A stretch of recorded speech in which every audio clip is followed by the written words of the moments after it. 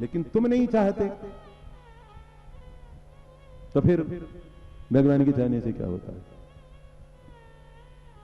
अब भगवान जब चाहेंगे तो फिर वो बैलेट बॉक्स के थ्रू नहीं करेंगे, उनको जो करना है वो कर डालेंगे, और करेंगे, निश्चित रूप में करेंगे। संसार की कोई शक्ति भारत माता को फिर से अखंड होने से रोक नहीं सकती, और सनातन धर्म के अभ्युदय को रोक नहीं सकती। मानवता को बचना होगा तो सनातन धर्म की शरण में आना पड़ेगा, और कोई रास्ता ही नहीं है। नान्य पंथा विद्यते यनाय। ऑफ कोर्स अमेरिका में एक दिन हिंदू धर्म की विजय पताका फहराएगी, हम नहीं फहराएंगे, स्वयं अमेरिकन कहेंगे कि हिंदू धर्म के अलावा और कोई रास्ता नहीं है। मैंने अपनी आंखों से देखा है चर्चों को बिकते हुए, चर्च बिक रहे हैं, कोई वहां जाने के लिए तैयार नहीं है।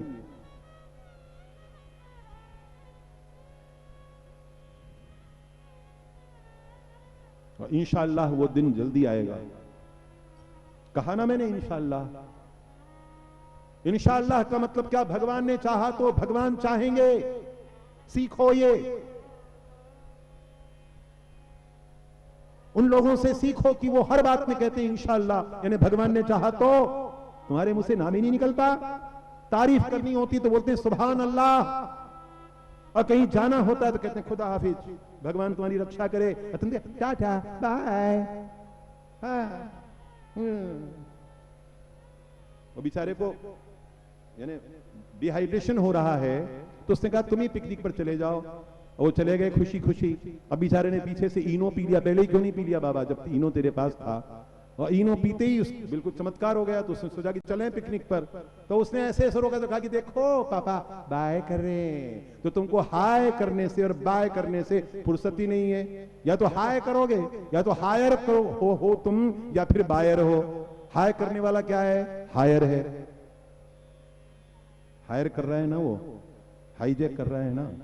अब बाय करने वाला बायर है, यानी खरीद फरोख्त के अनुसार बेचने और खरीदने के अलावा कुछ नहीं है। क्यों? जयराम जी की बोलने में क्या हर्ज है रे? जय श्री कृष्ण बोलने में जबान दुखती है क्या? वो बोलते हैं ना खुदा हाफिज, तुम क्यों नहीं कहते जय श्री कृष्ण, जय श्री राम? पंजाबी हो तो बोलो जय माता दी। वाहगुरु को याद क्यों नहीं करते? भगवान को याद नहीं को दे। टाटा और बाय क्या है? बाय बाय, हाय हनी, हाय हाय हाय हाय हाय हाय। ये क्या हाय हाय लगा रखी है?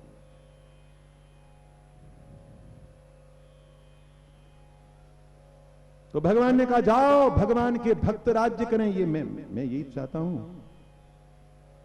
और तुमको मैं ऐसा पद प्रदान करूंगा कि संसार में किसी को नहीं मिला। अध्रुव चले, आज मैं ऊपर आसमां नीचे वाली स्थिति थी। आजकल पांव जमीन पर नहीं पड़ते मेरे। पवन के पंखों पर तैरते हुए ध्रुव चले आ रहे हैं।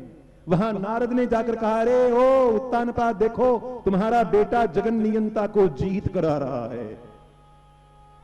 दरवाजे पर स्वागत के लिए खड़े हो जाओ। नगर के द्वार पर सारी राजधानी उमड़ घुमड़ कर, वो अभागी, वो भी कौन, सुरुचि भी, उत्तम तो बेचारा निष्पाप बच्चा था, अपने भाई को देखने के लिए ललकता हुआ पहुंच गया।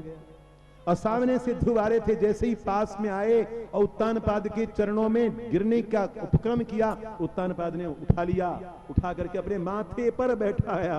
कहा कि तू मेरी गोदी में बैठना चाहता था, तू मेरे माथे पर बैठ। तूने भगवान मनु के कुल को शिखर पर पहुंचा दिया। ऐसे ध्रुव, और जब ध्रुव ने सैकड़ों वर्षों के पश्चात संसार को छोड़ा तो भगवान ने उसको ध्रुव पद प्रदान किया। ध्रुव को देखना चाहते हो? कंप्लीट साइंटिफिक हमारी थ्योरी है।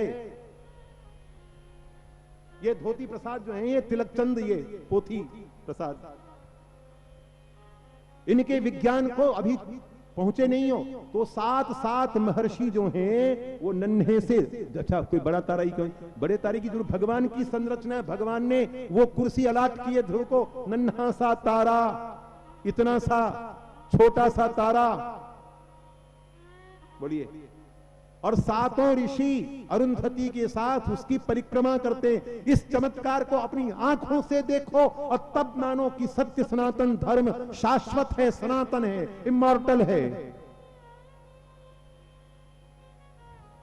और सातों जो महर्षि हैं, मुनि हैं, सप्तर्षि हैं, अरुंधति के साथ वो तो परिक्रमा करते हैं, लेकिन वो छोटा सा तारा वो अपनी जगह कभी छोड़ता नहीं है। ब्रह्मांड में वही एकमात्र है जो अविचलित है, इसलिए उसका नाम ध्रुव है। प्रमाण चाहिए, पोथियों का प्रमाण। अरे ये है ना ऊपर पोथी पूरी, ये श्रीमद् भागवत ऊपर बिखरी पड़ी है। कागज की तो होगी तो जला देंगे पापी, जलाए नहीं क्या? नालंदा के विश्वविद्यालय के पुस्तकालय की पांडुलिपियों को जला जला करके पापियों ने 6-6 महीने तक अपनी पूरी फौज के हमाम का पानी गर्म किया है। कम अत्याचार हुए हैं क्या? अगर जितने अत्याचार हमने सहे हैं और किसी ने सहे होते तो नेस्त नाबूद हो जाते, वो खत्म हो जाते, चटनी बनाकर चाट गई होती दुनिया।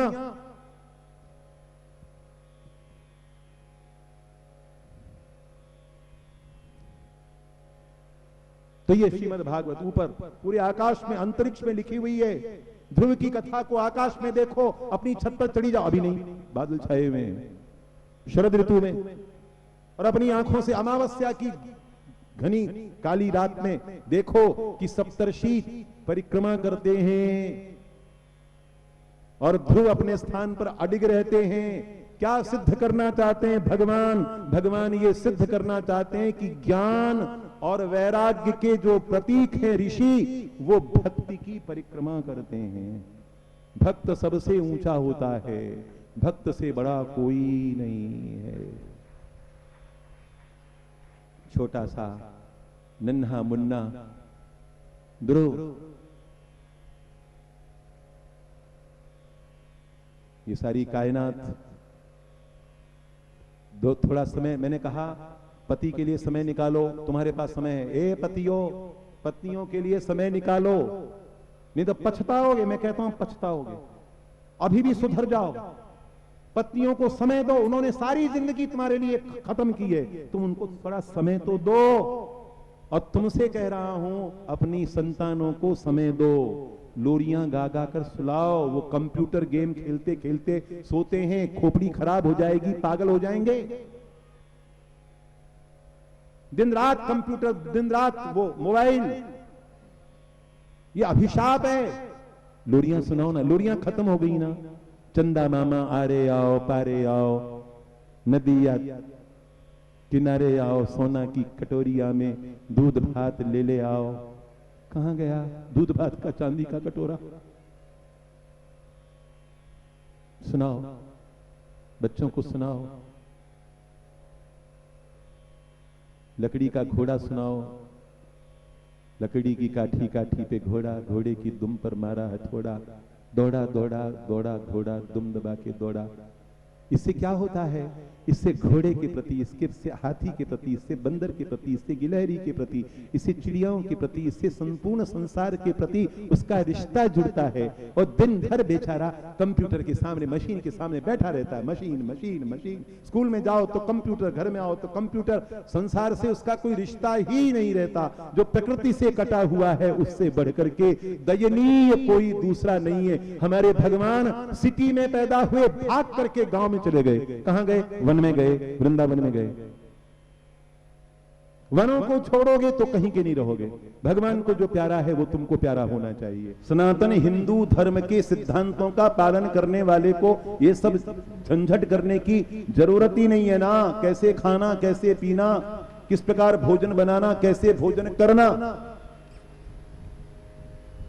इन नियमों का अगर पालन करो, तुलसी चरणामृत देते रहो, तो फिर ये छिड़कने की जरूरत, बोलो ना। कल तक तो ये मच्छरों मक्खियों के लिए छिड़के जा रहे थे ना, अभी भी उन्हीं के लिए छिड़के जा रहे हैं, लेकिन अब तो तुम्हारे पर छिड़के जा रहे हैं।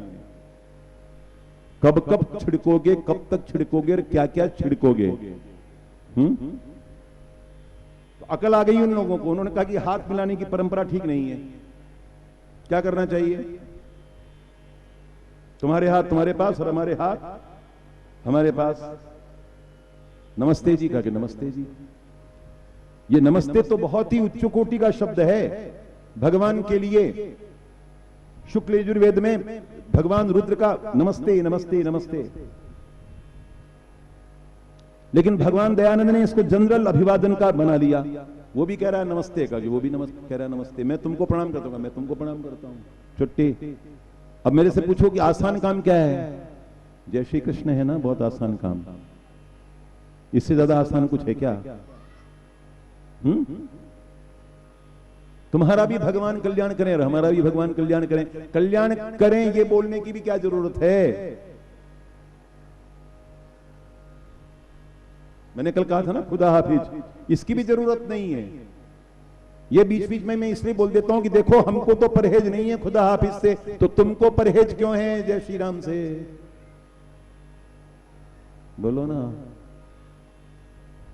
ये एक तरफा रस्म वफा हम कब तक निभाए जाएंगे? मोहब्बत का वन वे ट्रैफिक कब तक चलेगा? तो भगवान आपका कल्याण करें ये बोलने की भी क्या जरूरत है? ये बोलना फालतू फिजूल, समय का शक्ति का दुरुपयोग करना। कोई आशीर्वाद देने के लिए कहता ही है, जिद करता है महाराज आशीर्वाद दे दो, तो मैं कहता हूं भगवान की कृपा बरसती रहे, बस यही कह सकता हूं। और क्या कह सकता हूं? मैं क्या आशीर्वाद दूंगा? कुछ लोग जो है शक्तिपात करते फिरते हैं, और शक्तिपात भी करते हैं तो 10-10 हजार 20-20 हजार आदमियों के ऊपर शक्तिपात करते हैं। श्रीमान जी इतनी शक्ति आ कहां से रही आपके पास जो इतना पात कर रहे हो? इधर पाता उधर पाता, पातते ही चल रहे हो। शक्तिपात शक्तिपात शक्तिपात, इतना शक्तिपात। तो जीवन में एक बार भगवान वशिष्ठ ने शक्तिपात किया, विश्वामित्र ने एक बार किया, विरजानंद ने एक बार किया, समर्थ रामदास ने एक बार किया, परमहंस रामकृष्ण दास ने केवल एक बार किया। और तुम दुकान खोले बैठे हो शक्तिपात की। कितना शक्तिपात करोगे? इतनी पावर जनरेट तो करो। पावर तो जनरेट कुछ हो नहीं रही है। सवेरे से लेकर शाम तक अहंकार अहंकार अहंकार, मैं मैं मैं मैं मैं मैं मैं मैं।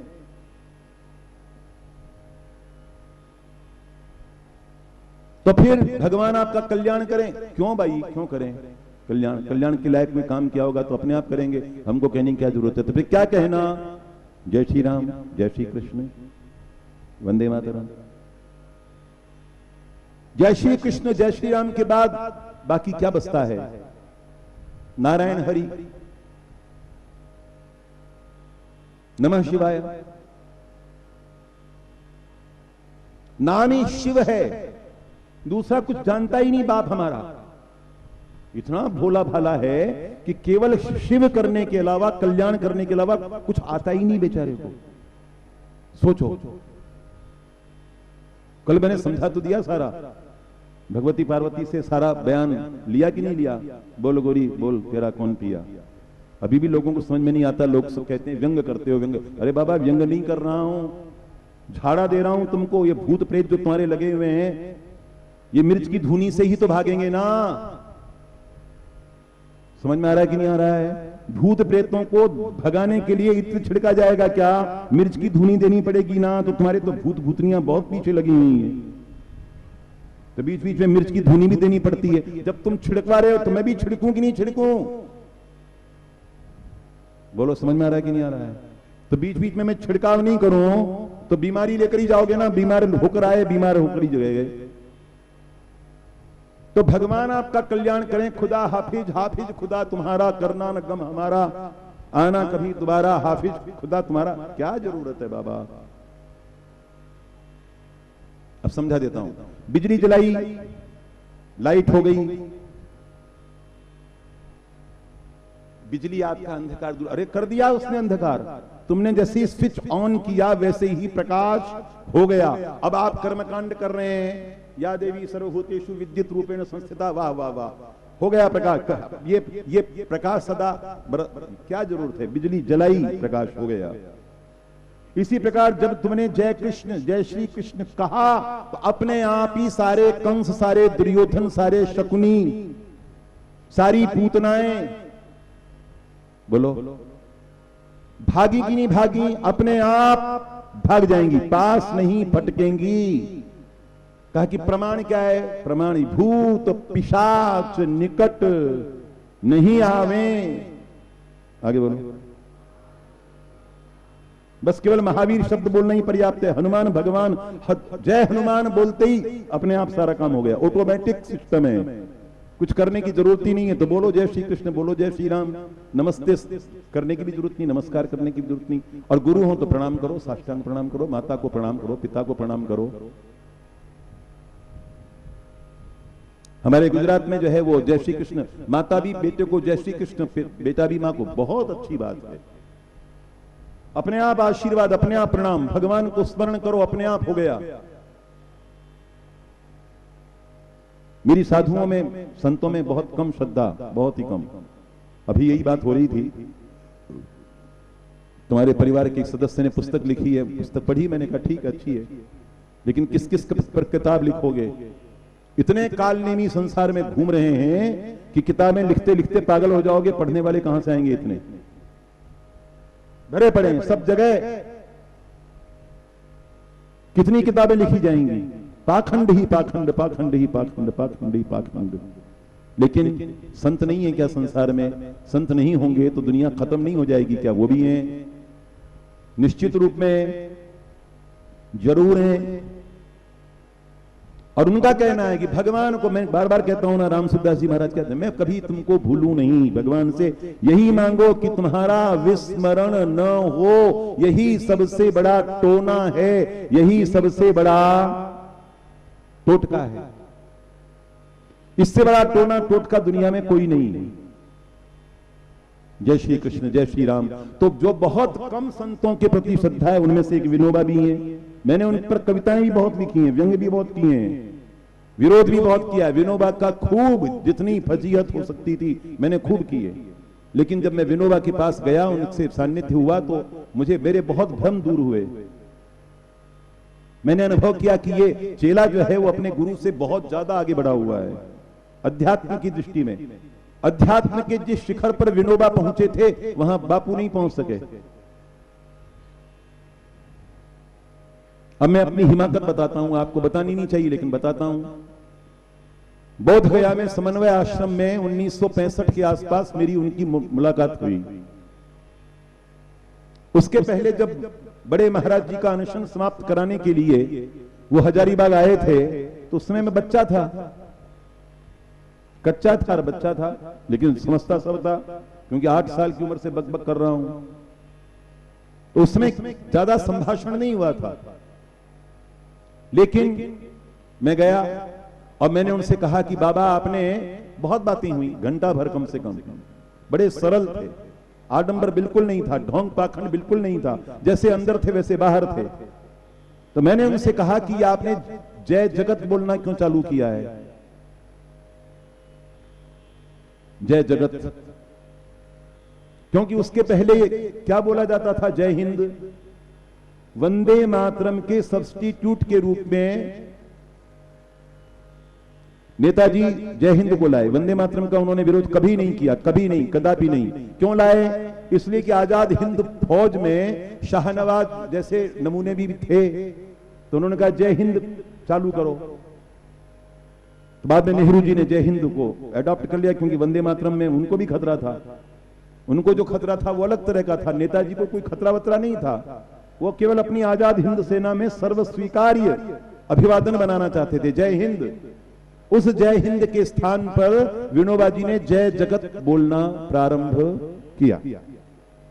मैंने उनसे कहा जय जगत क्यों बाबा? उन्होंने कहा कि जगत बड़ा है, हिंद छोटा है।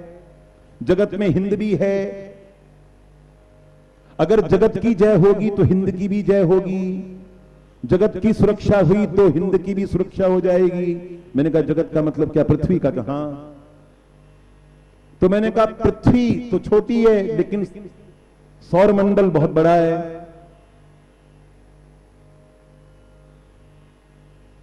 सौर मंडल, क्योंकि हमारी पृथ्वी भी उस सौर मंडल का एक बहुत छोटा सा, उस परिवार में एक छोटा सा हिस्सा हमारा भी है। तो मैंने कहा जो जय सौर मंडल बोलना चाहिए, अगर सौर मंडल सुरक्षित है तो हमारी पृथ्वी भी सुरक्षित है। तो उन्होंने ताली बजाई, उन्होंने कहा कि बिल्कुल ठीक है, जय सौर मंडल बोलो। मैंने कहा नहीं बोल सकते, क्योंकि हमारा सौर मंडल जो है वो हमारी आकाश गंगा का एक बहुत छोटा सा हिस्सा है। अगर हमारी आकाश गंगा सुरक्षित है तो हमारा सौरमंडल भी सुरक्षित है। समझ में आ रहा है ना? पढ़ी लिखी बेटियों का यही फायदा होता है, नहीं तो पूछती कौन सा सौरमंडल, ये क्या है? तो उन्होंने कहा ठीक है, जय सौरमंडल। बड़े बड़े विनोदी थे।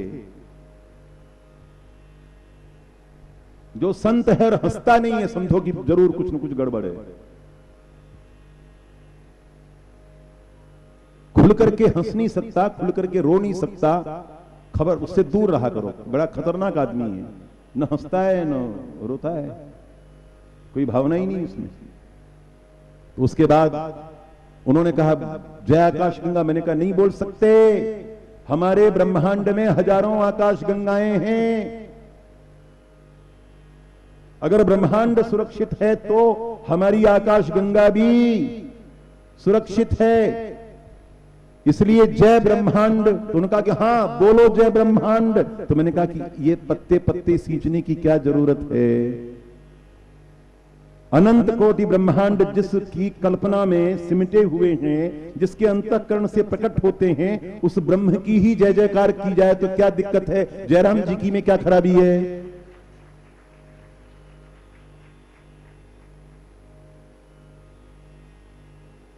जयराम जी की बोलने में क्या खराबी है? मेरा जैसा वाचाल छोकरा, मेरी उम्र उस समय 65 में कितनी थी भाई? 42 में पैदा हुआ तो 52 में 10 साल का हुआ और 62 में 20 साल का हुआ। ऐसे ही गिनना पड़ता है मुझे, गिनती ज्यादा आती नहीं है। तो 23 साल का लड़का, उस महापुरुष की, उस विश्ववंदनी विभूति की आप महानता देखिए। वो खूब ठहाका मार करके हंसे। निर्मला देशपांडे की ओर देखकर कहा देखो आर्ग्यूमेंट करता है ना। मैंने कहा कि मैं तो बहुत कुछ करता हूं, लेकिन आपने स्वीकार कर लिया, इसके लिए मैं आपको प्रणाम करता हूं।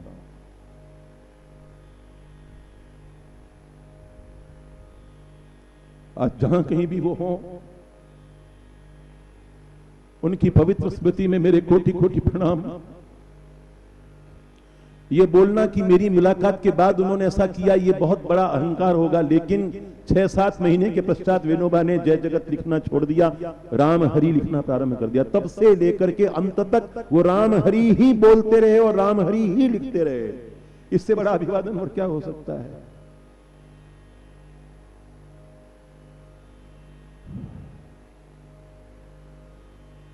सबसे बड़ा अभिवादन जय राम जी की। जय श्री कृष्ण, वंदे मातरम। हमारी माता की जय होगी तो हमारी अपने आप जय होगी। इसलिए मैं तुमको बार बार कहता हूं कि प्रणाम बड़ी ईमानदारी के साथ करो। भगवान श्रीमद् भागवत कहता है एकोपि कृष्णस्य कृतः प्रणामो दशाश्वमेधाव भृतेन तुल्यम। दशाश्वमेधी पुनरेति जन्म कृष्ण प्रणामी न पुनर्भवाय। इसका अर्थ भी समझ लो। एकोपि कृष्णस्य कृत प्रणामो, परब्रह्म परमात्मा सच्चिदानंद भगवान श्री कृष्ण को एक बार किया हुआ प्रणाम 10 अश्वमेध यज्ञों के फल के समान होता है। अश्वमेध यज्ञ, वो किराए की कोई घोड़ी उठा लाए या घोड़ा उठा लाए और उसको शक्ति के बाजार में घुमा दिया और अश्वमेध यज्ञ कर लिया, ऐसे नहीं होता।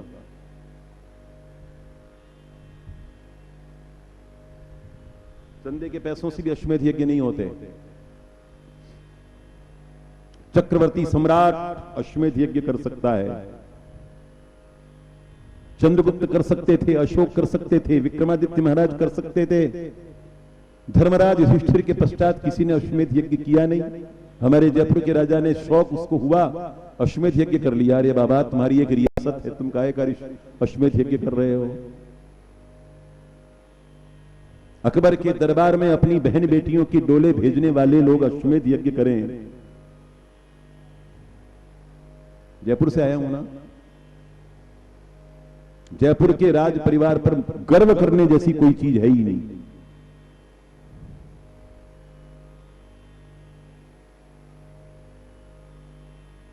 तो अश्वमेध यज्ञ,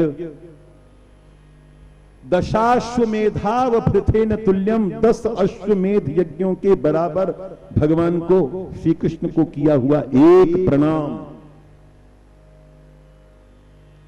लेकिन उसके बाद फिर भागवतकार कहते हैं कि दशाश्वमेधी पुनरेति जन्म, 10 अश्वमेध यज्ञ करने वाला दोबारा पैदा होगा। कृष्ण प्रणामी न पुनर्भवाय, लेकिन जिसने भगवान श्री कृष्ण को प्रणाम किया है वो उसका पुनर्जन्म नहीं होगा, वो मोक्ष, उसकी मुक्ति हो जाएगी। बड़ा आसान काम है ना, बस प्रणाम कर लिया, ठाकुर जी प्रणाम, और उसके बाद चले गए गद्दी पर बैठकर फिर मिलावट का धंधा करने लग गए। नहीं, वो प्रणाम कैसा होना चाहिए? तो भगवान कहते हैं मन मना भव मद भक्तो मद्याजी माम नमस्कुरु। इतना सब होने के बाद फिर मुझे प्रणाम कर। मन मना भव, तेरे मन में और मेरे मन में कोई अंतर, जो मैं सोचता हूं वो तेरे मन में वही बात आनी चाहिए। तू मेरी प्रतिध्वनि, प्रतिच्छाया, तू जहां जहां चलेगा मेरा साया साथ होगा। भगवान की छाया बनो।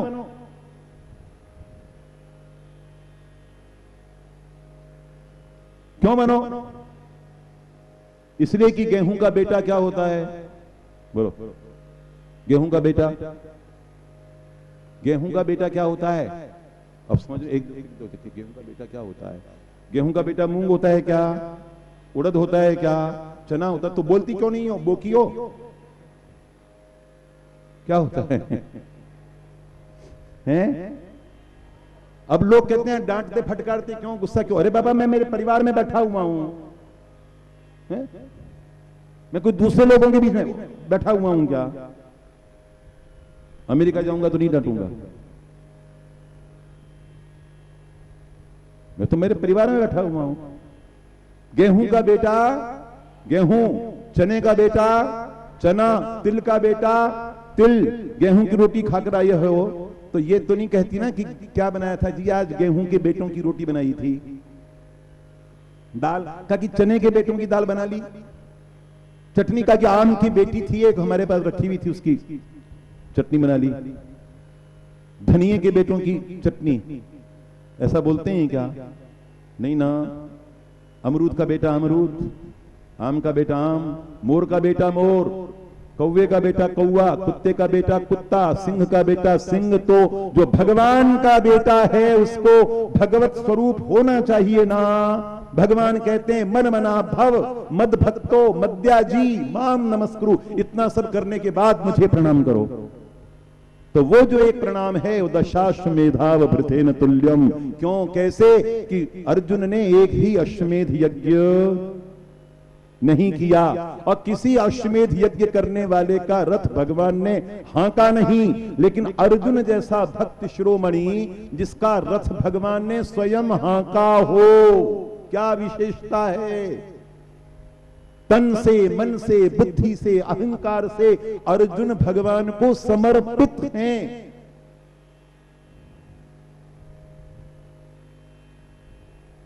मेरे जन्म के पहले फिल्म आई थी शाहजहां। महाराज फिल्म की बात बहुत करें, मैं फिल्मी गाने तो डम डम डिगा डिगा तो कथा में नहीं सुना रहा हूं, लोग सुना रहे हैं। जिस दिल में बसा था प्यार तेरा, उस दिल को कभी का तोड़ दिया, ये तो नहीं कथा में सुना रहा हूं, लोग सुना रहे हैं। गैरों पे करम अपनों पे सितम, ए जाने वफा ये जुल्म न कर, लोग सुना रहे हैं। तो शाहजहां मर गया क्या? नहीं मरा ना। औरंगजेब जैसे पापी बेटे के कैद खाने में पड़ा सड़ता रहा, लेकिन आत्महत्या करके मरा नहीं ना, चुल्लू भर पानी में डूब नहीं मरा ना। लेकिन महात्मा पांडव किसी ने कैद में नहीं डाला, शिखर पर, सत्ता के शिखर पर, माउंट एवरेस्ट पर चढ़े हुए थे। वैभव और संपदा प्रवाहित चरणों में हो रही थी और भगवान ने अपनी लीला समेट ली। तो उन्होंने गाना नहीं गाया कि हम जी के क्या करेंगे अब जब दिल ही टूट गया। चुपचाप सिंहासन को छोड़ा, परीक्षित को सौंपा और हिमालय में जाकर के मिट गए, मर मिटे।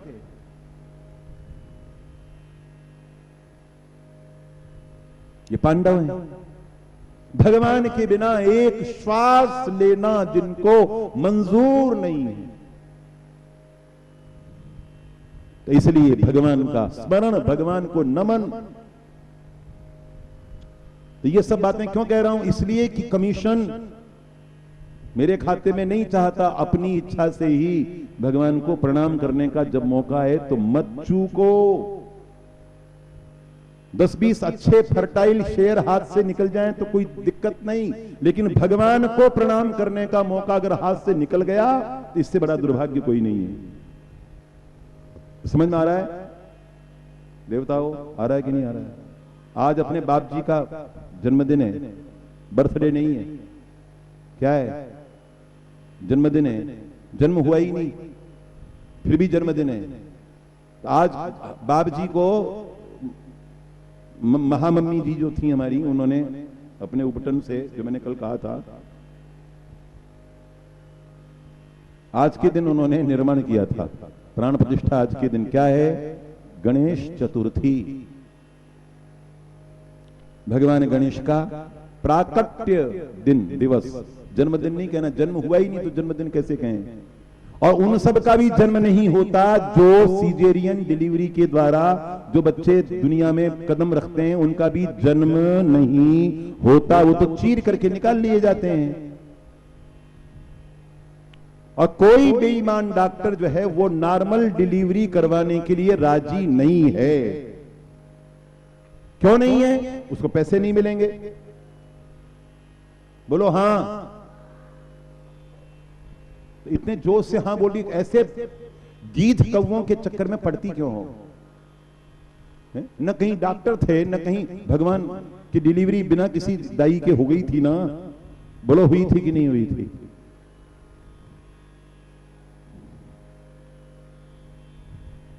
डिलीवरी नहीं हुई ना, भगवान प्रकट हुए थे। और ऐसे जेल की दीवारों को फाड़ करके नहीं प्रकट हो गए थे जैसे नृसिंह भगवान प्रकट हुए थे। बाकायदा परम यशस्विनी माता देवकी की कोख से, अपनी कोख से जन्म देने का सौभाग्य। तो जाइए, दिखाइए, तुरंत एक्टिंग करेगा। यानी सबसे ज्यादा तो यानी पुरस्कार इनको मिलना चाहिए कि क्या परफेक्ट एक्टिंग करते हैं। प्लीज, बड़ा वेरी कॉम्प्लिकेटेड, यू नो, जच्चा बच्चा दोनों को खतरा है, सबको ही खतरा है। 80% को खतरा ही खतरा। जो गांव में रहेगी, डॉक्टरों के चक्कर में नहीं पड़ेगी, वो तो पड़ोस की दाई आएगी और 5 मिनट के अंदर जन्म करवाकर चली जाएगी। नीम के पत्ते, गर्म पानी। तुम्हारी दादियों ने, परदादियों ने 15-15 संतानें अपनी कोख से जनी, और 80-80, 90-90 साल की, 95 साल की भी इतनी जवान थी, एक थप्पड़ मार देती तो मल्लिका शेरावत जैसी जो है खून की उल्टी करके। समझ में आ रहा है ना? नाम लेना पड़ता है समझाने के लिए। जितनी बोल्ड हैं वो हमारी ओल्ड दादियों की एक थप्पड़ सहन नहीं कर सकती थी, और उनकी किसी की सीजेरियन डिलीवरी, यहां जितने लोग बैठे हुए उनके दादाओं की, परदादाओं की सीजेरियन डिलीवरी नहीं हुई ना। तो डिलीवरी, सीजेरियन डिलीवरी कोई नॉर्मल करवाना ही नहीं चाहता। तो मैं ये कह रहा था, क्या प्रसंग था बाबा? भगवान गणेश की का जन्म नहीं हुआ। इन लोगों को साथ में इसलिए रखता हूं, जानते हैं कि कहीं ना कहीं ये श्रीमान जी जो हैं वो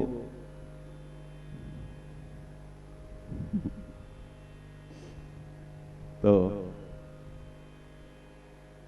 एक दांत टूटा हुआ, देखो कैसे, आप कल्पना करो, जिस आदमी का एक दांत टूटा हुआ है वो इतना हैंडसम, इतना क्यूट, इतना ब्यूटीफुल, मरी जा रही है सारी दुनिया। मैं भी फिदा हूं दिलो जान से। ये क्या है? वो टूटा हुआ दांत भी बड़ा अच्छा लगता है। ये क्यों टूटा? हरकत ऐसी की थी तो क्या करते? राष्ट्र कवि मैथिली शरण गुप्त ने अपने साकेत के मंगलाचरण में बड़ा प्यारा पद लिखा है।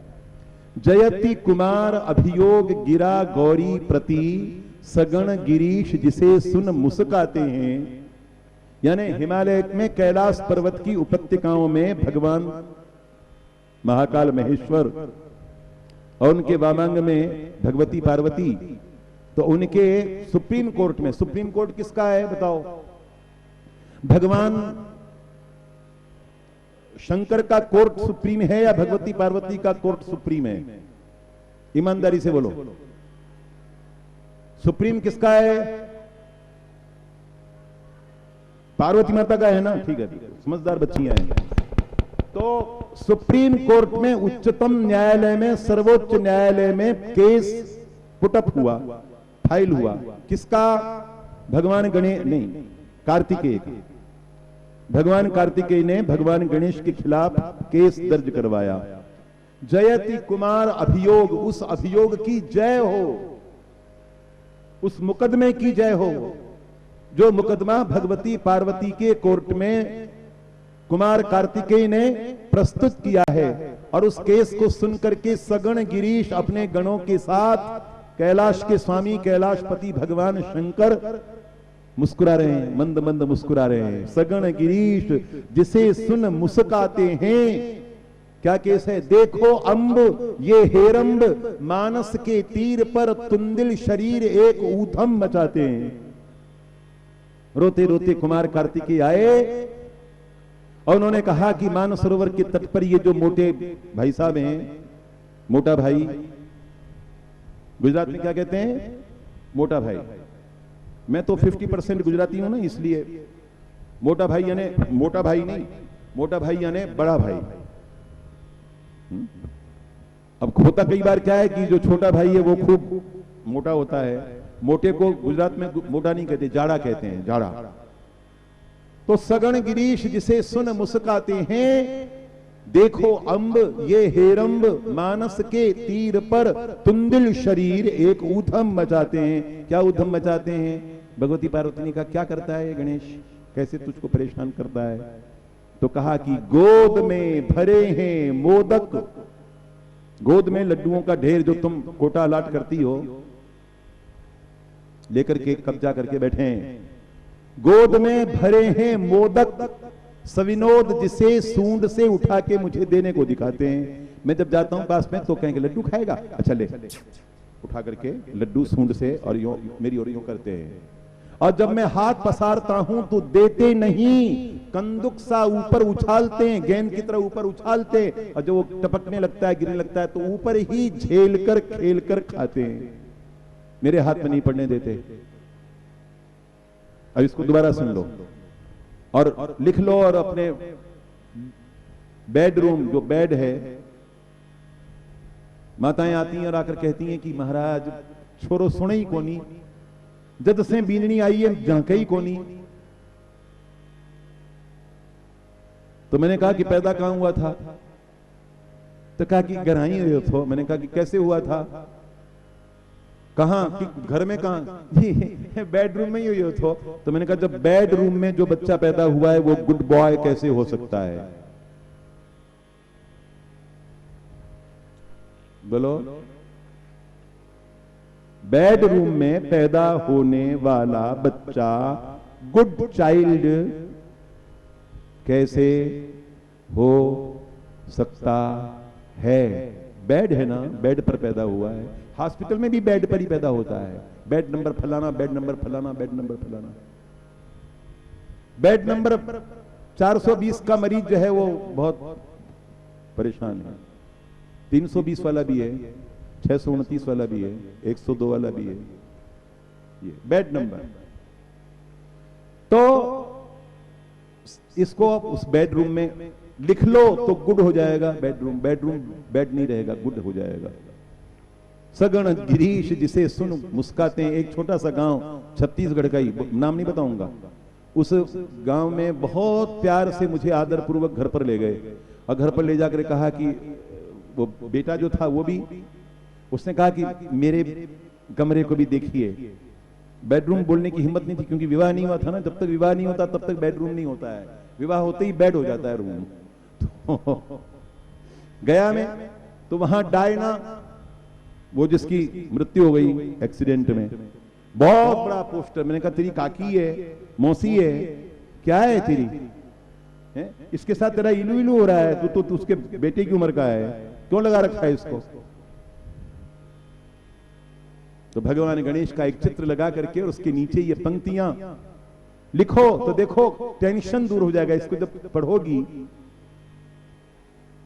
जयति कुमार अभियोग गिरा गौरी प्रति सगण गिरीश, जिसे सुन मुस्काते हैं देखो अम्ब ये हेरंब, मानस के तीर पर तुंदिल शरीर एक ऊधम मचाते हैं। गोद में भरे हैं मोदक सविनोद, जिन्हें सूंड से उठा के मुझे देने को दिखाते हैं, देते नहीं कंदुक सा ऊपर उछालते हैं, ऊपर ही झेल कर खेल कर खाते हैं। ये कल्पना करो, भगवान गणेश और भगवान कार्तिकेय की कल्पना करो।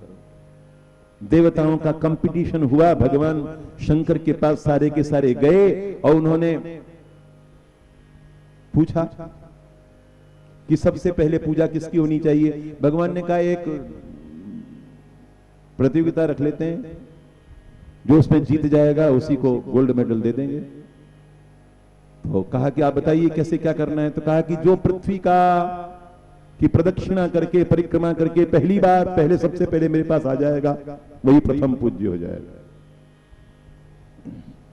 ये सुनते ही सारे के सारे देवता अपने अपने वाहनों पर चढ़ करके दौड़े भागे। कुमार कार्तिकेय भी मोर पर बैठ करके भागे। भगवान गणेश न उठे न उन्होंने कुछ हरकत की और सोचने लगे ये क्या है, पिताजी ने क्या टूर्नामेंट रख दिया है, ये दो दुनिया में सबसे पहले दुनिया का चक्कर लगा कर आ जाएगा, वो क्या है, कुछ समझ में नहीं आती बात। उठे तो चारों हाथ उन्होंने पहले धरती पर टेके होंगे, फिर तोंद को संभाला होगा, फिर थुल थुल थुल थुल करते हुए लुढ़कते पुढ़कते आए होंगे। माता जी मुस्कुराई, कहा क्यों क्या बात है? कहा कि डिस्टेंस कम करो ना बाबा, पास आओ। माता जी मुस्कुराती भगवान के पास आकर बैठ गई। अब उन्होंने गणेश भगवान ने हाथ जोड़ करके 1 2 3 4 5 6 7 यानि कानि च पापानि जन्मांतर कृतानि च तानि तानि प्रणश्यन्ति प्रदक्षिण पदे पदे। माता पिता की, भगवान उमा महेश्वर की प्रदक्षिणाएं 7 बार करके साष्टांग दंडवत करके अपना मस्तक उन दोनों के चरणों में, चरण कितने थे जल्दी बोलो? 4, ये तो समझदार महिलाएं हैं। और मस्तक कितने थे? हैं 1। तो दंडवत प्रणाम करके दोनों को प्रणाम करके आराम से बैठ। पसीना आया होगा कि नहीं आया होगा? मोटे महाराज को आया होगा ना, खाया पिया पच गया होगा ना। तो माता जी से कहा कि लड्डू, फिर भर करके और जा करके बैठकर आराम से मोदकों का भोग। सबसे पहले कौन आया? भगवान कार्तिकेय आए। उन्होंने चारों ओर देखा, कोई नहीं है। गणेश भगवान की ओर देखा तो हंसी आई, का कि ये मोटे महाराज कहीं गए ही नहीं। जिनसे सबसे ज्यादा खतरा था वो तो उठ गए कि यहां से नहीं गए, और जाते भी तो पिद्दी से चूहे को, क्या चूहा क्या करता है, कहां ले जाता?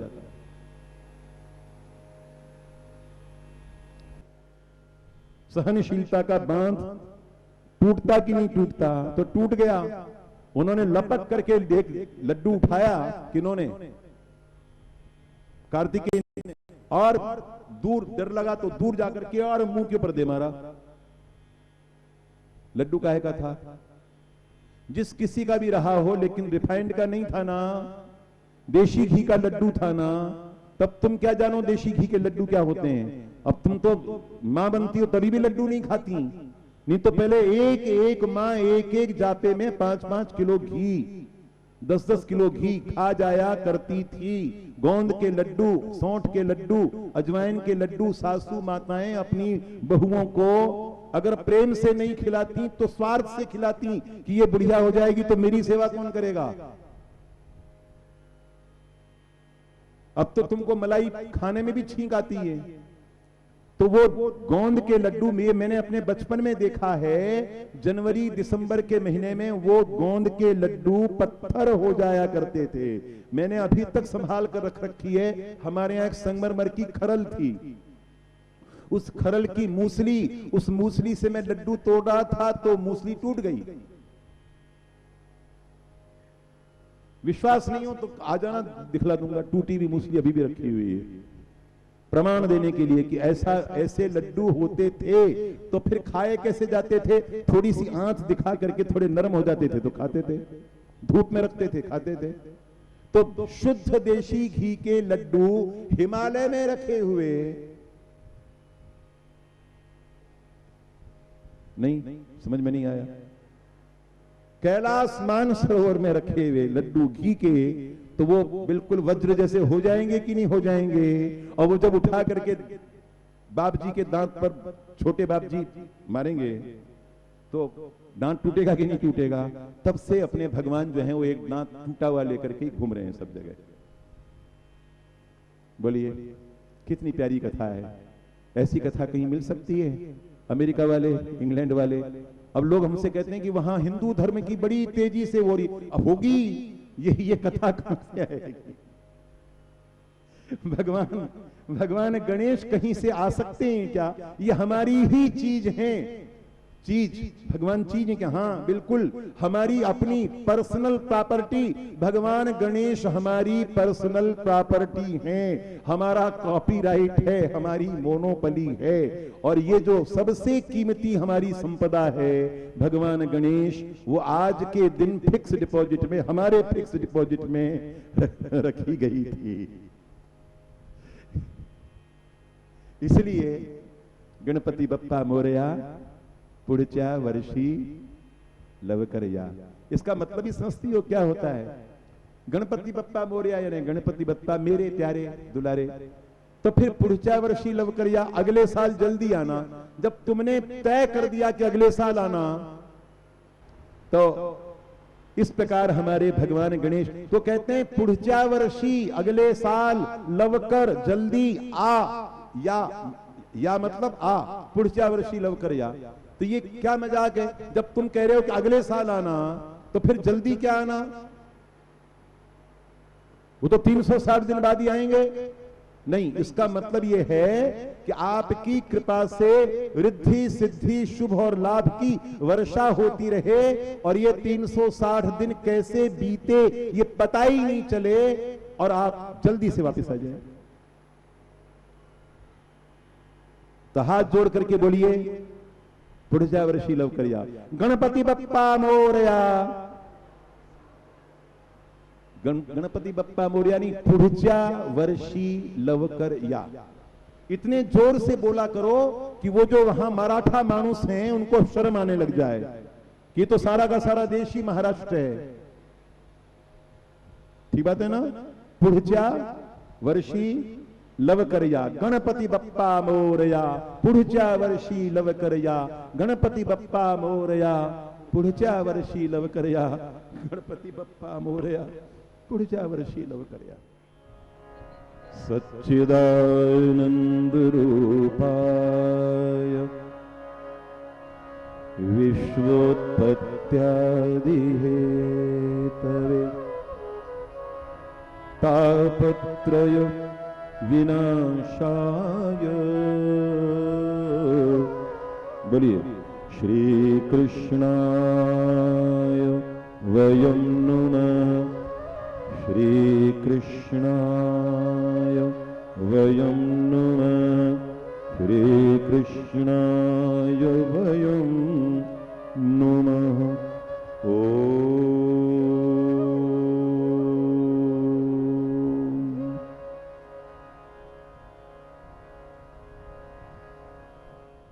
के पुत्र ध्रुव और ध्रुव का पोता वेन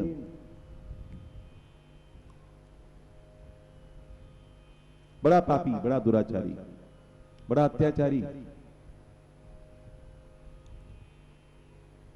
उसके अत्याचारों से संपूर्ण प्रजा त्राही त्राही करने लगी, हाहाकार मच गया। तो ऋषियों मुनियों ने, महर्षियों ने, संतों ने, साधुओं ने संगठित होकर के तुम्हारी भाषा में रैली निकाली, मोर्चा, हल्ला बोला, चारों ओर संत ही संत, संत ही संत, साधुओं का समुद्र, ऋषि महर्षि महात्मा ब्रह्मज्ञानी अपने अपने आश्रमों को छोड़ करके राजभवन के सामने, राजपथ पर, और उनकी सम्मिलित जो हुंकार थी वो इतनी प्रचंड थी कि उससे व्यभिचारी दुराचारी वेन का हार्ट फेल हो गया। वेन जब मर गया तब संतों को बड़ी चिंता हुई कि अब राजा कौन बनेगा। अत्याचारी राजा को हटाना यह हमारा काम है, लेकिन राज्य करना यह हमारा काम नहीं है। अन्यथा दशरथ महाराज गए और उन्होंने कहा कि आर्यावर्त के चक्रवर्ती साम्राज्य का सम्राट कौन होगा, तो वशिष्ठ महाराज कह सकते थे कि मैं हूं ना, डोंट वरी, मैं हूं ना, मैं सब संभाल लूंगा। समर्थ रामदास जी महाराज की झोली में शिवाजी महाराज ने सारा राज्य डाल दिया, दानपत्र लिख करके। समर्थ रामदास जी महाराज ने कहा, राज्य किसका? शिवाजी महाराज ने कहा, आपका। तुम कौन? मैं आपका सेवक। समर्थ महाराज ने कहा, तो फिर ठीक है, मेरे नौकर के रूप में सिंहासन पर बैठो और मेरे राज्य का प्रबंध, मेरे राज्य की व्यवस्था करो। आप, मैं बस मेरी गुफा में, मेरी पर्ण कुटीर में, मेरी झोपड़ी में मेरा राज्य तुम चलाओ। शिवाजी महाराज निरुत्तर हो गए। और सुनो, छत्रपति का गौरवपूर्ण विरुद्ध धारण करो, जैसे हिंदू जनता में आत्मविश्वास, आत्मस्वाभिमान जागृत हो कि हम लोग गुलाम बनने के लिए नहीं है।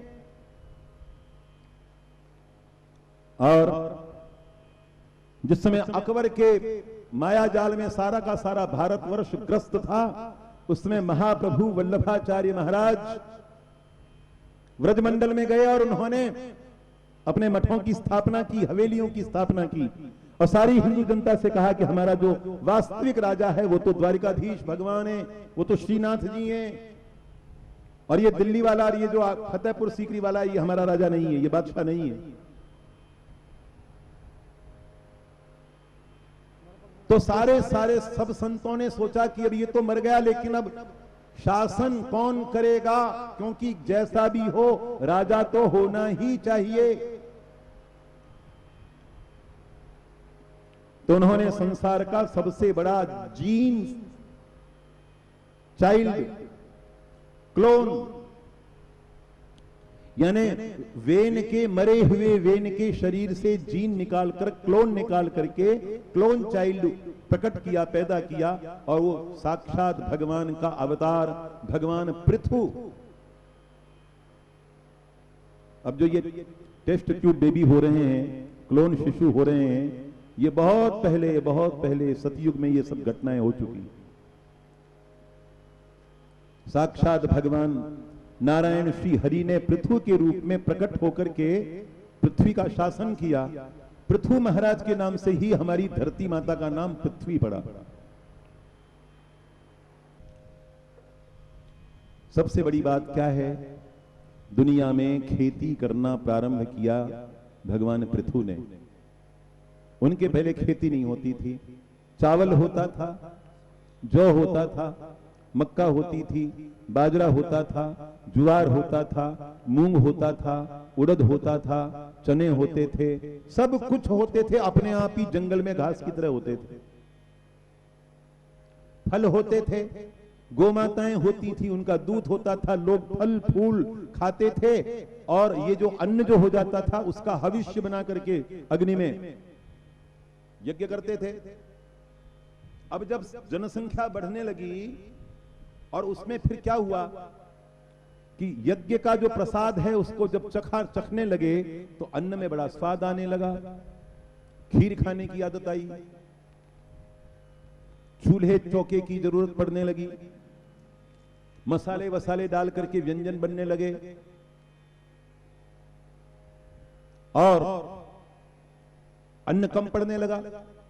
तो महाराज पृथु ने अपने धनुष के ऊपर प्रत्यंचा चढ़ा करके पृथ्वी से कहा कि तू